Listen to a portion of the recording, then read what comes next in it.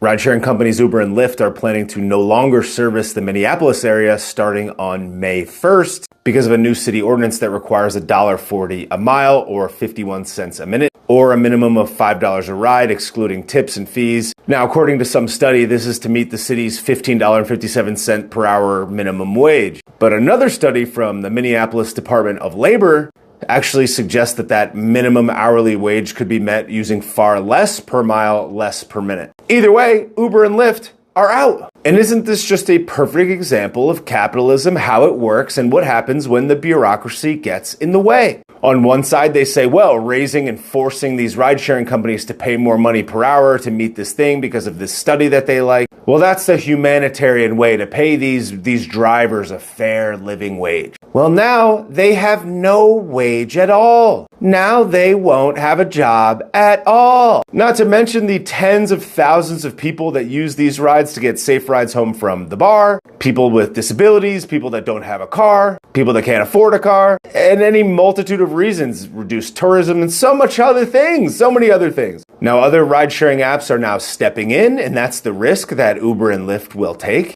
They get out, somebody else fills the void, maybe they can afford to pay that amount, and then maybe they'll come back. That's the risk, that's capitalism. Because should it turn out they were right, they'll come back. But sadly, what is so hard for people to process because they think they're doing altruism, they think they're helping the little guy, is that nobody is forcing these Uber and Lyft drivers to use this type of labor. You don't have to drive for Uber and Lyft. If the marketplace says that you're not willing to accept that amount, you won't drive for them. If enough people weren't willing to accept the amount that they're currently paying, they would have no drivers. They would be forced to pay people more money to drive for Uber and Lyft. Otherwise, Uber and Lyft wouldn't be able to make money. The free market would sort these prices and rates out on its own. Nobody is forcing them to drive for them. They're not being exploited. If somebody was driving for Uber or Lyft and making $12 an hour when the minimum wage in the city is $15.57, they wouldn't drive for Uber and Lyft. They would just go get a job somewhere else.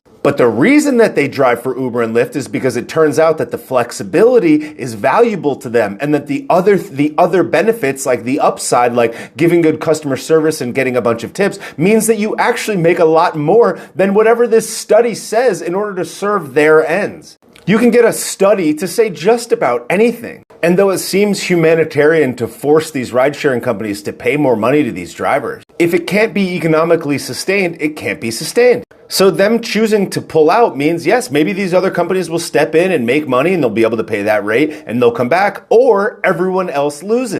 The everyday citizens that rely on these rides, the workers that provide the rides, the restaurants and local benefit and businesses that benefit from the tourism and the ability for people to move about the city, all of those people lose as a result of this. And even though these new ride-sharing companies will come in to supposedly fill this void, it likely won't be as efficient. It will be way more expensive. There won't be as many drivers. It will take time. So instead of coming to some reasonable conclusion, some reasonable negotiation, they just drive them out of town. Because it's just basic free market economics. It's just basic capitalism. If these drivers did not feel that they were getting paid enough money to drive for Uber and Lyft, they wouldn't. The amount of rides would still be the same, but there wouldn't be as many drivers. As a result, the demand for those drivers would go up, the rates would go up.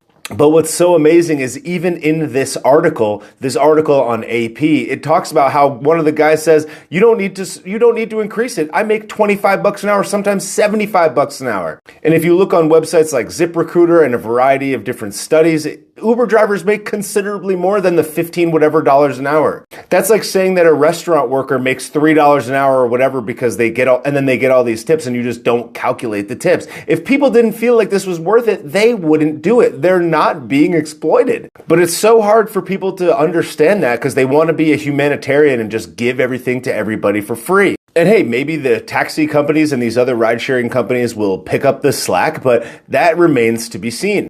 And I'll go ahead and bet that they won't. And as a result, everyone in Minneapolis will suffer. And because of this study that they use to make it seem like the bureaucracy is doing something good for the little guy, they take the opportunities away from the existing drivers, they take the access away from the existing riders, and everyone in the city suffers as a result. And if Uber or Lyft really needed these markets to compete, they would figure out a way to cover these costs. But it turns out that they don't. So at the very least, as a negotiation tactic for now, they're pulling out, and that makes sense. Because if a study from the state has a lower number than this study that the city council is citing, and they're just not honoring it, then obviously they've put them up against a wall and haven't really given them much of an option. So this is their best negotiation position. Such is the game. It's not exploitation, it's just business. And Uber and Lyft even said that they would be willing to pay the higher rate that the state had suggested, not the one that the city council had agreed upon. So I guess we'll see how this shakes out. But it's yet another perfect example of the bureaucracy ruling by decree that a thing needs to be some way and pretending like they're altruistic and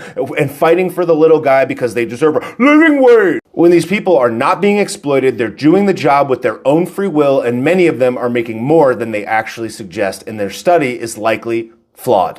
But I guess we'll see.